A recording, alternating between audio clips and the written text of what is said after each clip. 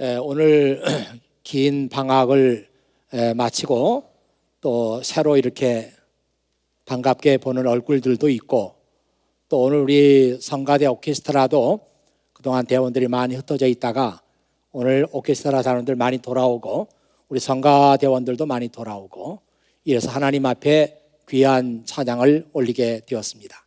이 모든 게 너무나 감사하고, 앞으로 계속해서 좋은 찬양을 통해서 하나님께 영광을 돌리고 또 우리들에게 하나님을 알게 해주는 그런 찬양을 들려달라고 우리 감사와 격려의 박수 한번 드리겠습니다.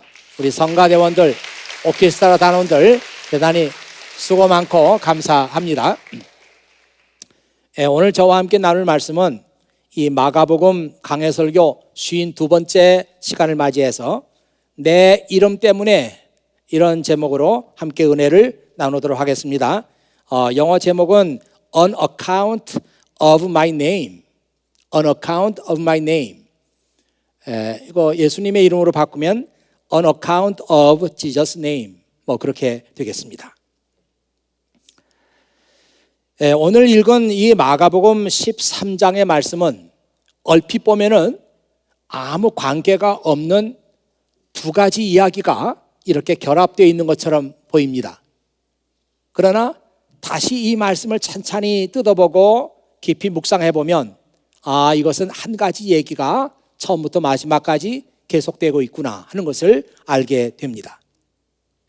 오늘 말씀은 제자들이 성전을 보면서 성전에 특별히 그 돌들, 그 벽에 데코레이션 되어 있는 돌들을 보면서 감탄하는 말씀으로 되어 있습니다. 선생님, 이 돌들 좀 보세요. 정말 아름다운 돌이죠? 정말 아름다운 건물이죠? 이렇게 감탄하는 말씀으로 되어 있습니다. 지금 제자들이 보고 있는 것은 헤롯 성전입니다. 헤롯이 왕이 되면서 자신의 업적을 남기려고 엄청난 성전 확장 공사를 벌였습니다. 무려 80년이나 그 공사가 계속됐다고 하니까요. 예수님 당시에도 이 성전 확장 공사가 아직 한참 진행 중이었고 끝나지 않았다고 하는 그런 학자들의 얘기가 있습니다. 여러분이 아시겠지만 처음에 솔로몬이 이 성전을 지을 때 최고의 목재를 수입해 왔어요. 그 레바논에서 백향목을 수입해 왔습니다. 그리고 돌들은 이스라엘에서 나는 돌이 아니고 저 두로, 시돈에서 나는 그 돌들을 수입해 왔습니다. 이 두로의 왕이었던 히람이라고 하는 사람이 돌도 공급하고 목재도 공급하고 그리고 돌을 다루는 기술자들 공급했고 또 목수들도 공급했어요. 그래서 최고로 아름다운 성전을 지은 것이 솔로몬 성전입니다. 제가 생각하기로는 헤롯 왕이 세월이 많이 가가지고 그 성전을 다시 확장하면서 솔로몬의 성전보다 훨씬 더 크게, 훨씬 더 아름답게 그렇게 공사를 시작했기 때문에 80년이라고 하는 긴 세월이 지나가지 않았는가, 그런 생각을 해봤습니다. 여러분, 우리가 성경을 읽는다고 하는 것은 단순히 성경 이야기를 기억하자는 것이 아닙니다. 어디에 무슨 얘기가 있고 이런 얘기는 무슨 성경 구약에 어디 있고, 이거를 알기 위해서 우리가 성경 읽는 게 아니에요. 또 성경을 우리가 읽는 것은 성경에 대한 지식을 좀 가져야 되겠다, 그래서 성경을 읽는 것도 아닙니다. 많은 사람들이 좀 오해를 많이 해요. 성경을 읽어야 지식이 있어야 봉사도 하고 또 하고 한다고. 그 말이 전혀 틀린 말은 아니죠. 하지만 우리가 성경을 읽는 중요한 목적은 어디 무슨 얘기가 있는가 그거 알려고 하는 것도 아니고, 성경 지식을 좀 늘려야 되겠다 이런 것도 아니고, 우리가 성경을 읽는 정말 중요한 목적은 성경을 읽으면서 우리의 관점이 바뀌기를 바라는 것입니다. 우리의 관점, 우리의 그 point of view, 우리의 관점이 성경적인 관점으로 변화되고 우리의 관점이 하나님의 관점으로 God's point of view, 하나님의 관점으로 변화되기를 바라는 그 목적을 가지고 우리가 성경을 보는 것입니다. 여러분, 고린도후서 5장 16절에 이런 성경 말씀이 있는 것을 아시는지 모르겠어요. 화면을 한번 여러분 보세요. 우리는 이제부터 그 어떤 사람도 세상의 관점으로 알지 않습니다. 전에는 우리가 그리스도에 대해서도 세상의 관점으로 알았으나 이제는 더 이상 그렇게 하지 않겠습니다. 고린도후서 5장 16절에 있는 말씀이에요.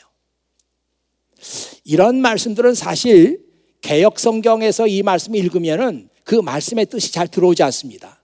그런데 새로 번역된 성경으로 읽으니까 이 말씀이 이런 말씀이었구나. At one time we thought of Christ merely from a human point of view. 한때는 우리가 예수님을 완전히 인간적인 관점에서 생각했어요. How differently we know him now. 그런데 지금은 우리가 얼마나 다르게 그리스도를 보고 있느냐 이 말이잖아요. 이 말은 사도 바울 자신이 지금 자기 얘기를 하고 있는 것입니다. 과거에 내가 그리스도가 누군가 생각했을 때 휴먼 포인트 오브 뷰에서 봤어요. 인간적인 관점에서. 근데 지금은 그런 관점을 버리고 하나님의 관점에서 또 성경적인 관점에서 그리스도를 보고 있다는 이 말이죠. 그러니까 얼마나 관점이 달라졌느냐 이 말이에요. 여러분, 이 말씀을 충분히 이해를 하시는지 모르겠습니다. 예수님을 from a human point of view, 인간적인 관점 또는 세상적인 관점이라고 말하기도 합니다. 그런 식으로 예수님을 한번 봐보세요. 예수님이 돈이 많습니까? 예수님이 무슨 교육을 많이 받았어요? 아니, 예수님께서 무슨 출신 배경이 좋습니까? 아니, 예수님께서 무슨 혁혁한 무슨 업적을 남긴 게 있습니까? 이런 것들이 다 human point of view, 인간적인 관점에서 생각하는 거잖아요. 그런 식으로 생각하면 예수님은 평가할 만한 것이 아무것도 없어요. 그런데 지금 바울이 말하는 것처럼 우리가 이제는 그렇게 그리스도를 보지 않고 God's point of view에서 그리스도를 보게 됐다는 거잖아요. 그렇게 보니까 그리스도는 누구냐? 하나님의 아들이에요. 그렇게 보니까 그리스도는 누구냐? 하나님께서 인류를 구원하기 위해서 우리에게 보내주신 유일한 구원의 길이에요. 그분을 통하지 않고는 누구도 구원을 얻을 수 없어요. 하나님의 포인트 오브 뷰에서 보니까 그리스도는 아주 귀한 분이에요. 관점의 변화가 이렇게 중요한 것입니다. 우리는 같은 말씀을 사무엘상 16장 7절에 있는 말씀에서도 봅니다. 내가 보는 것은 사람이 보는 것과 같지 않다. 사람은 겉모양을 보지만 나 여호와는 마음을 본다. 이 사무엘상 16장 7절에 있는 말씀인데요. 하나님은 이미 사울이라고 하는 그 왕이 교만하기 때문에 왕 위에서 하나님께서는 이미 사울을 내보냈어요. 그리고 다른 사람을 지금 왕으로 세우려고 합니다. 그 시대에 신실한 하나님의 종이었던 사무엘이라는 사람이 있었는데 이 사람에게 야, 내가 저 베들레헴에 살고 있는 이새의 집으로 가라. 거기에 자식들이 많을 텐데 그 자식들을 다 불러 모아라. 그러면 내가 그 중에 한 사람을 다음 이스라엘의 왕으로 내가 선택하겠다. 그래서 이 사무엘은 이새의 집으로 갔어요. 가서 그 자식들을 다 방에 들어오라고 했습니다. 와 보니까 뭐 그 장남부터가 키가 클 뿐만 아니라 인물이 잘났어요. 사무엘의 생각에 이 사람이겠구만 이렇게 생각을 하고 있는데, 그때 하나님께서 사무엘에게 계시로 이 말씀을 주신 거예요. 내가 보는 것은 사람이 보는 것과 같지 않다. 사람은 겉모양을 보지만 나 여호와는 마음을 본다. Don't judge by his appearance or height. 이때부터 키가 나왔네요. 난 지금만 키가 문제가 되는 줄 알았더니 이때부터 키가 문제가 됐어요. The Lord doesn't see things the way you see them. 주님은 너희들이 보는 것 같은 그런 식으로 보지 않으세요. People judge by outward appearance. 사람들은 그 바깥의 appearance, 외모를 보고 판단하지만 But the Lord looks at the heart. 주님은 우리의 마음을 보고 판단하세요. 그래서 전혀 예상하지 않았던 막내 아들 다윗을 다음 이스라엘의 왕으로 선택했어요. 하나님은 아무도 보지 못하는 그 다윗의 하트를 보고 계셨어요. 이 아이가 나에게 순종하며 이 아이가 다음 이스라엘의 왕으로 적당하다. 그렇게 판단하신 거죠.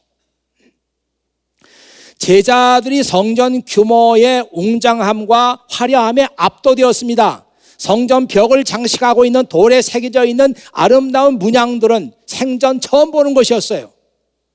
사람들은 항상 그런 것들을 보면서 굉장합니다. 이것 좀 보세요. 난리를 쳐요. 그러나 예수님께서는 뭐라고 말씀하셨어요? 너희는 이 큰 건물의 웅장함을 보느냐? 너희는 이 돌들의 화려함을 보느냐? 너희가 보는 이 성전 건물은 돌 위에 돌 하나도 남지 않고 완전히 무너질 것이다.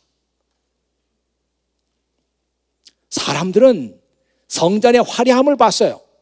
그러나 예수님께서는 사람들이 보지 못하는 성전 안에서 일어나는 일들을 보셨습니다.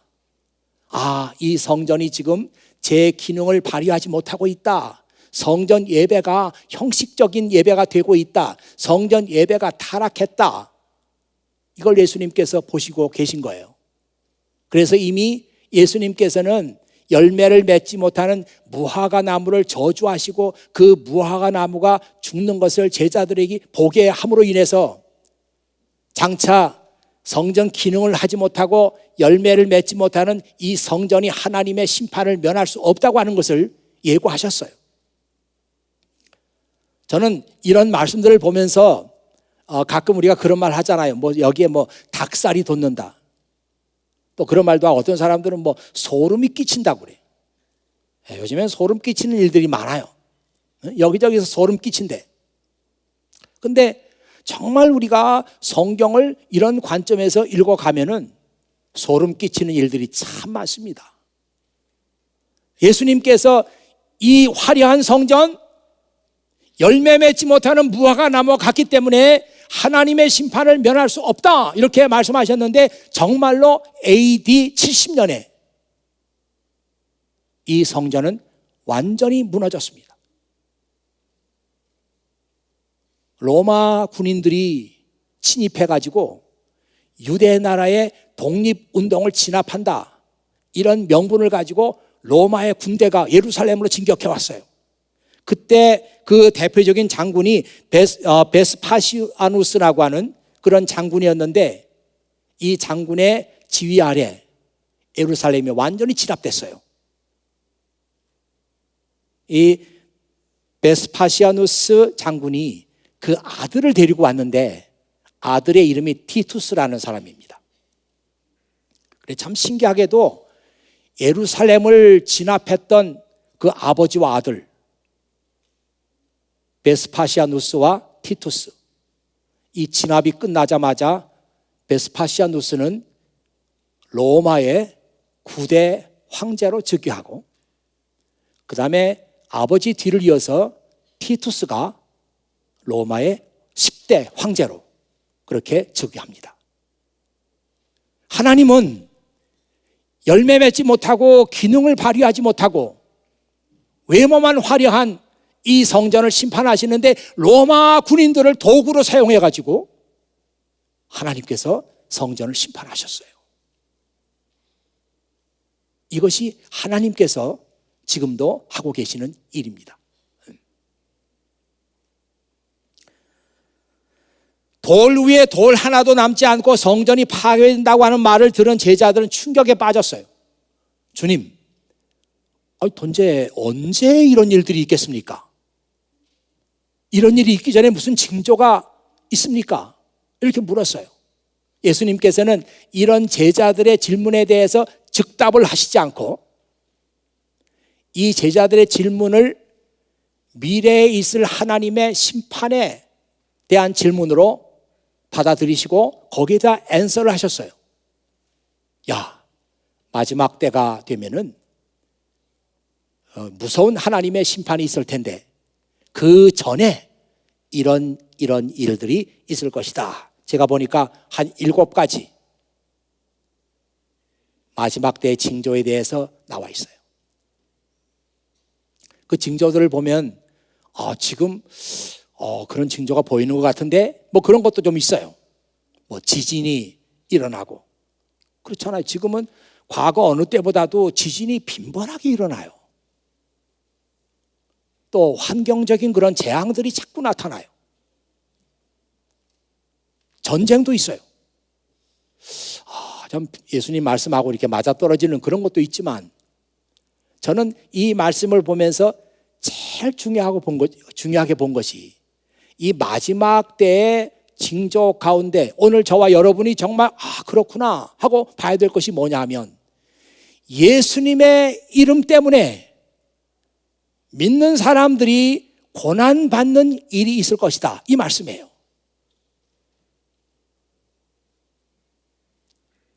지금 여러분들이 믿음 생활하면서 예수님의 이름 때문에 고난당하는 일이 있습니까? 예수님의 이름 때문에 뭐 크게 손해보는 일들 있으세요? 지금 전 세계적으로 보면은 복음을 전파하다가 뭐 타 문화권에서 타 종교권에서 뭐 사람이 죽기도 하고 이런 일들이 일어납니다. 그러나 저는 오늘 여러분들에게 묻고 있는 거예요. 여러분들이 예수님의 이름 때문에 예수님을 믿는다고 하는 그런 이유 때문에 뭐 어려움 겪고 있는 거 있어요? 무슨 고난 받는 게 있습니까? 아니면 크게 손해 보는 게 있습니까? 개인적으로는 있을 수 있죠. 뭐 엄마가 뭐 교회 가지 말래요. 뭐 이런 거. 없어요. 그런 그 말씀을 보면서 주님은 분명히 말씀하시기를 마지막 때가 되면 이런 징조가 있다 하면서 너희가 내 이름 때문에 끌려가기도 하고 내 이름 때문에 가서 증언을 해야 하기도 하고 내 이름 때문에 이런 일이 있을 것이다. 그렇게 말씀했는데 지금 우리에게 그런 일들이 없어요. 그러면서 저는 주님께서 말씀하신 이 마지막 때가 좀 딜레이 되고 있구나. 그런 생각을 합니다. 여러분 예수님의 이름 때문에 이 말을 on account of Jesus' name. 저는 New Living Translation의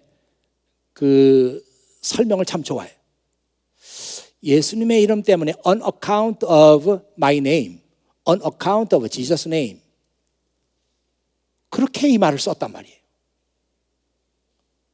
이 on account of 다음에 뭐가 나오면은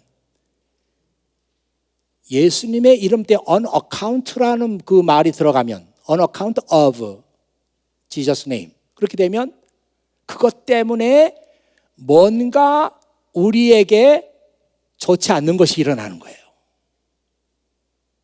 그 영어 표현이 그렇습니다. 그것도 아니고 그것도 아니면 because of Jesus' name 그렇게 쓰면 되죠. 근데 on account of Jesus' name 할 때는 조금 그 뒤에 내용들이 부정적인 네거티브한 그런 내용들이 따라온단 말이에요. 예수님의 이름 때문에 손해를 봐요. 예수님의 이름 때문에 핍박을 받아요. 예수님의 이름 때문에 어려움 겪어요. 예수님의 이름 때문에 갈등이 생겨요. 싸움이 생겨요. 그럴 때 on account of Jesus name 그렇게 쓰는 겁니다. 참 이상합니다. 성경에 보면은 우리가 예수님의 제자라는 이유 때문에 세상 사람들부터 칭찬을 받고 인정을 받고 영광을 받는다, 그런 얘기는 거의 찾아볼 수가 없어요. 성경은 일제히 말하기를 예수님의 이름 때문에 우리는 고난을 받는다, 예수님의 이름 때문에 우리는 핍박을 받는다, 어려움을 겪는다, 이렇게 말하고 있어요. 왜 그렇습니까, 여러분?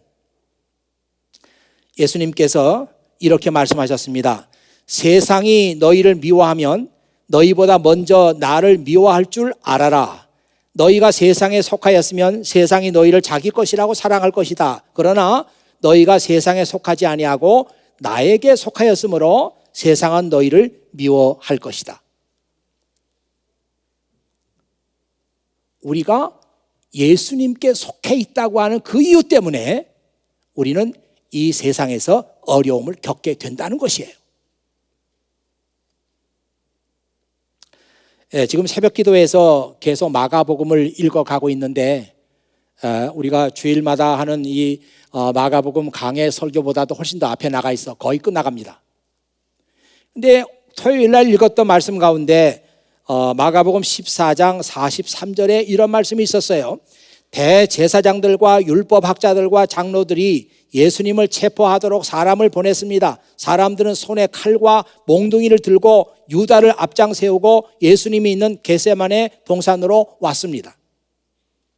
여러분, 이 말씀에서 대제사장과 율법학자와 장로들이 누구예요?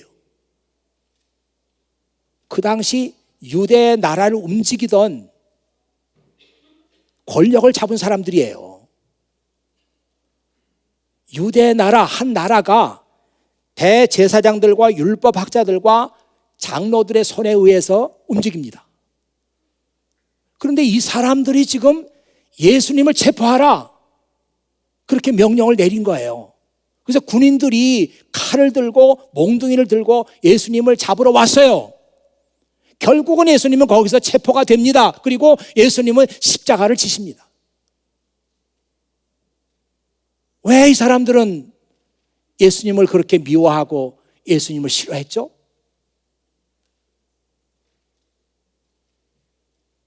이유가 있어요. 이 유대 나라를 움직이는 지도자들의 관점과 예수님의 관점이 달랐어요. 이 유대 지도자들은 human point of view를 갖고 있었어요. 인간적인 관점, 세상적인 관점을 가지고 있었습니다. 그렇게 살았어요. 그러니까 그들이 얻고자 하는 게 뻔해요. 권력, 돈, 명예, 이런 거잖아요.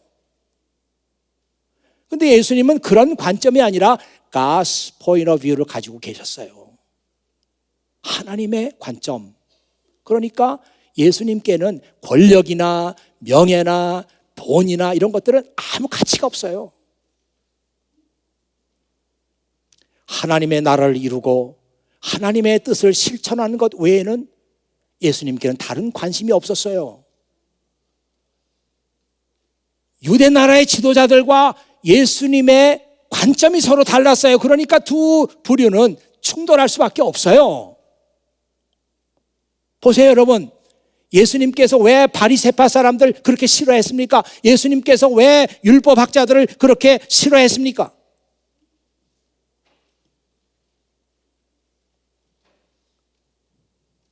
제가 설교문에 다 써놨어요. 야, 너희들은 천국의 열쇠를 갖고 있으면서 너희도 들어가지 않고 다른 사람도 들어가지 못하게 하는구나. 예수님께서 그렇게 책망하신 거예요.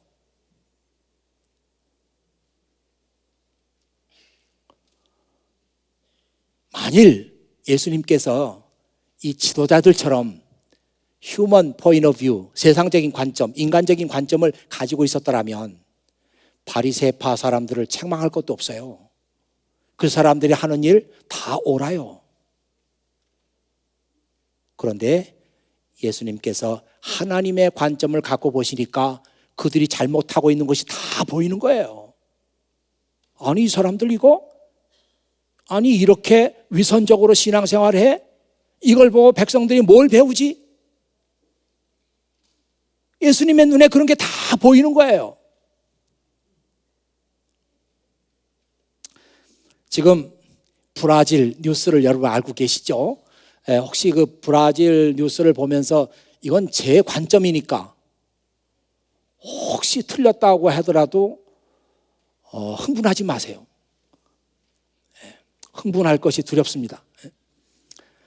브라질이 지금 여자 대통령으로 있었는데 호세프라고 하는 여자 대통령이 탄핵을 받았어요. 그래가지고 대통령직에서 물러났습니다. 제가 뉴스에서 보니까 이 호세프라고 하는 여자 대통령이 물러가는데 아니 뭐 어깨가 딱 이렇게 벌어지고 얼굴이 강인한 인상이에요. 야, 참 여자치고는 세게 보인다. 이렇게 해서 이 사람이 누군가 이렇게 좀 알아봤더니 이 호세프 대통령이 대통령 되기 전에 반독재 투쟁을 했던 사람이더라고요. 그리고 게릴라 출신이에요. 뭐 그 얼굴에 딱 기관총 딱 들면 딱 맞겠어요. 그 출신이에요. 근데 어떻게 하다가 대통령 선거에 출마했는데 어떻게 여론을 잘 타가지고 대통령이 됐어요. 그러니 제 생각입니다. 여기서부터는 제 생각이에요. 이 호세프 대통령이 돼가지고 지금 문제가 된 것은 브라질 경제가 너무 어려워가지고 어려운데 어렵지 않는 것처럼 장부를 조작했다는 것입니다. 호세프는 물론 난 그런 적 없다고 그러죠. 근데 그것 때문에 탄핵을 받았어요. 대통령이 물러났어요. 제가 뉴스를 들어보니까 이 사람이 개인적인 비리는 저지른 게 아무것도 없다는 거예요. 개인적인 그런 욕심이나 비리 때문이 아니라 장부를 조작했다고 하는 그 의혹을 받고 그것 때문에 탄핵을 받아서 대통령직에서 물러났어요. 그러니까 그냥 삽시간에 다른 사람들이 그 자리를 다 차지하게 되죠. 부통령으로 있던 사람이 대통령이 됩니다. 3시간 만에 정권 교체가 이루어졌대요.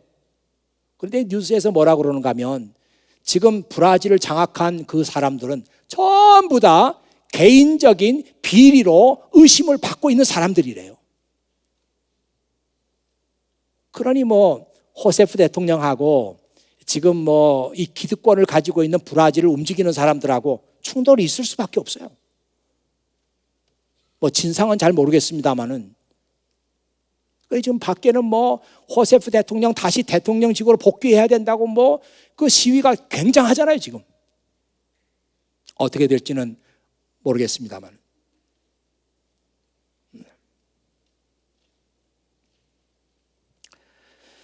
우리가 세상적인 관점을 가지고 살면은 세상에 나가서도 크게 문제될 게 없습니다.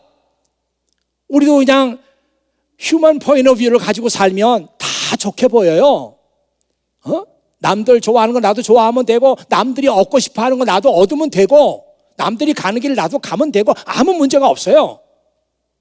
그런데 여러분의 관점이 성경적인 관점으로 하나님의 관점으로 바뀌어버리면 큰 문제가 됩니다.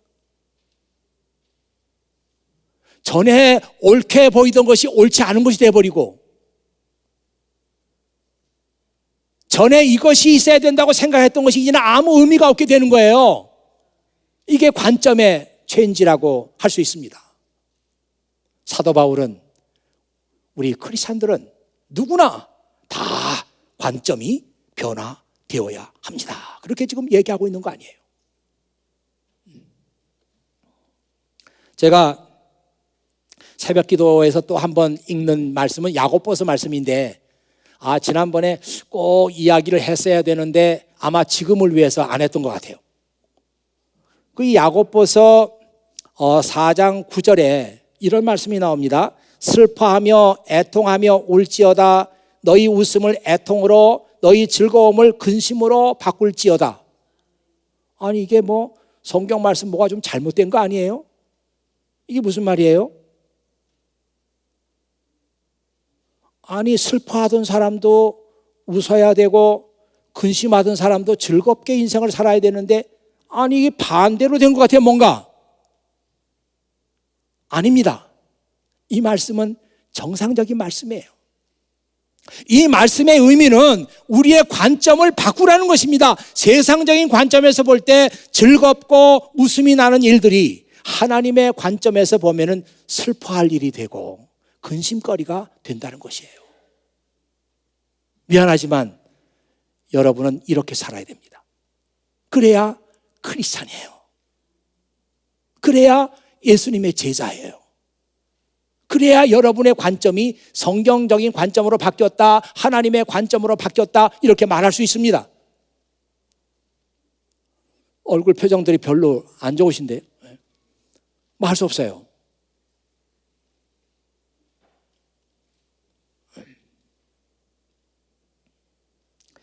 가장 불행한 것은 예수를 믿으면서도 과거에 가지고 있었던 세상적인 관점, 인간적인 관점 그대로 가지고 있는 것입니다. 이게 가장 불행한 일이에요. 제가 보기에는. 제가 뭐 한 30년 그렇게 넘어 목회를 했으니까요. 그 목회적인 그 경험으로 볼 때 한 교회 안에 예수님 믿고 정말 관점이 하나님의 관점, 성경적인 관점으로 변화된 사람이 과연 몇 %나 될까?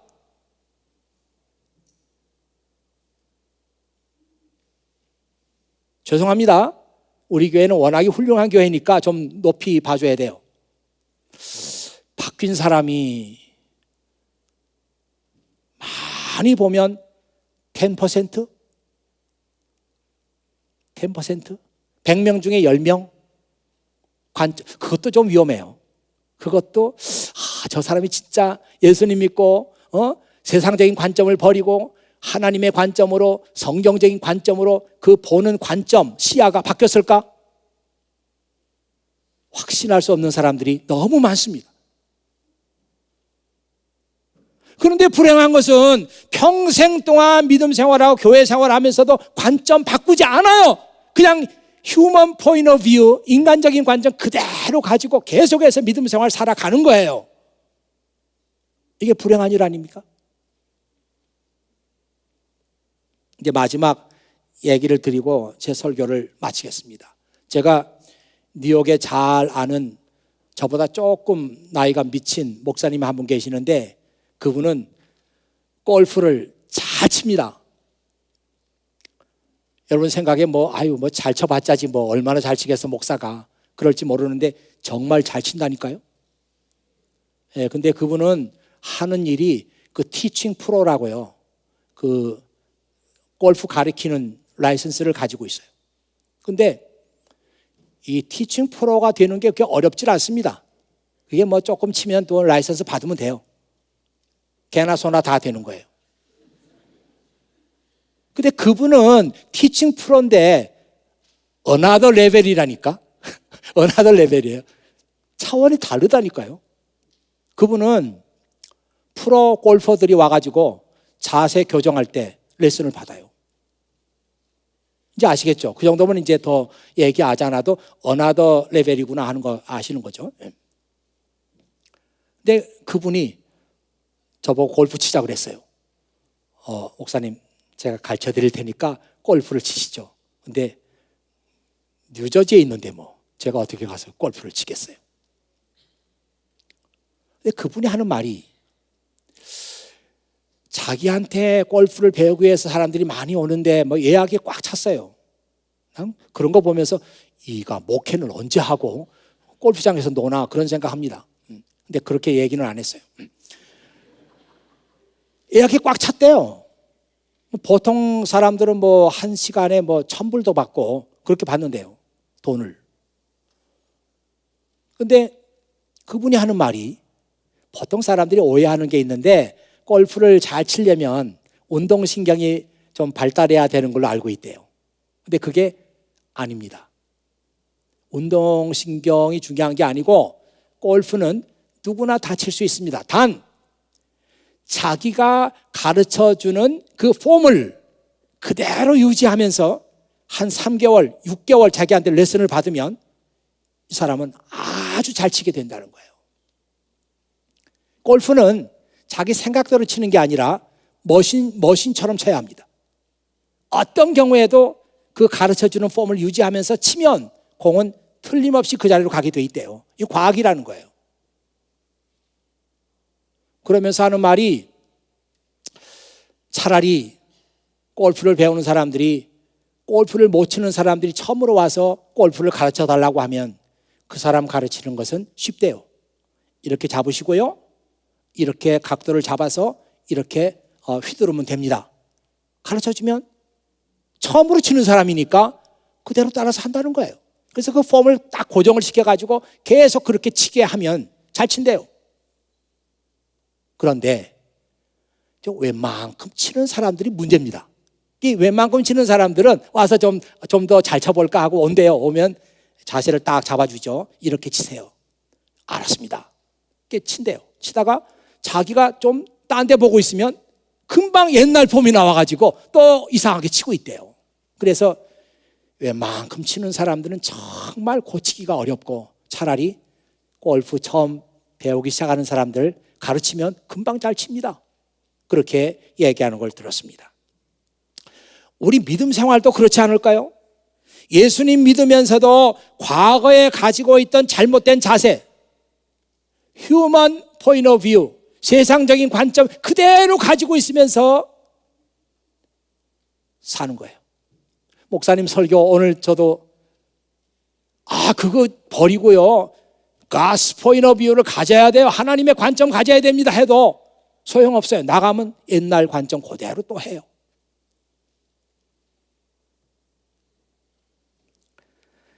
예수님 믿으면서 세상적인 관점을 버려야지 하면서도 버리지 못해요. 이런 사람은 오늘 on account of Jesus' name, 이 말을 그냥 우리말로 하면 예수님의 이름 때문에, 이 말씀을 항상 마음에 품고 사세요. 그러다가 잘못된 자세가 나오려고 하면은 한 번 하는 거예요. On account of Jesus' name, 예수님의 이름 때문에. 이 말이 뭐예요? 내 관점 빨리 바꿔라. 그런 식으로 살면 안 돼. 그런 식으로 생각하면 안 돼. 그런 식으로 행동하면 안 돼. 예수님처럼 해야 돼. 예수님의 관점이 내 관점이 돼야 돼. 성경적인 얘기를 들어봐. 여러분이 이렇게 자세를 고쳐 나가야 됩니다. 옛날 관점이 나오려고 하면 그때 또 on account of Jesus' name 딱 한 번 또 하세요. 그래서 자세 바로 잡고, 그렇게 계속 하다 보면 그것이 습관이 되고, 그래서 이제는 하나님의 관점을 여러분이 가질 수 있어요. 성경적인 관점을 가질 수가 있어요. 힘들지만 그렇게 해야 돼요. 한 번 실패했다고 해서 포기하지 마세요. 계속 해야 돼요. On account of Jesus' name, 예수님의 이름 때문에 내 관점을 바꿔야 된다. 성경적인 관점이 내 관점이 돼야 된다. 오늘 예배 함께 드리며 말씀 듣는 여러분 모두에게 이 말씀이 여러분의 잘못된 관점과 자세를 고쳐주는 말씀이 되기를 주의 이름으로 축원합니다. 기도하겠습니다. 아버지 하나님 감사합니다. 오늘도 아버지 하나님께서 또 저희들을 사랑하시며 이 귀한 생명의 말씀을 저희들에게 주셨습니다. 오직 교회 와서만 들을 수 있고 오직 성경에서만 들을 수 있는 말씀을 오늘 또 저희들이 들었습니다. 이 말씀 그냥 흘려버리지 않게 하시고 이 말씀을 마음에 품고 우리가 잘못된 생각, 잘못된 행동, 잘못된 우리의 습관 방식이 나올 때에 이것을 고쳐나갈 수 있는 그런 은혜 그리고 용기를 저희들에게 허락해 주시기를 간절히 바라옵고 원합니다. 여기에 있는 사랑하는 형제 자매들, 이 시대에 하나님께서 꼭 필요로 하는 그런 크리스찬의 모습을 가지고 살아갈 수 있도록 우리 한 사람 한 사람을 축복하여 주시옵소서. 우리 구주 예수 그리스도의 이름으로 기도하옵나이다. 아멘.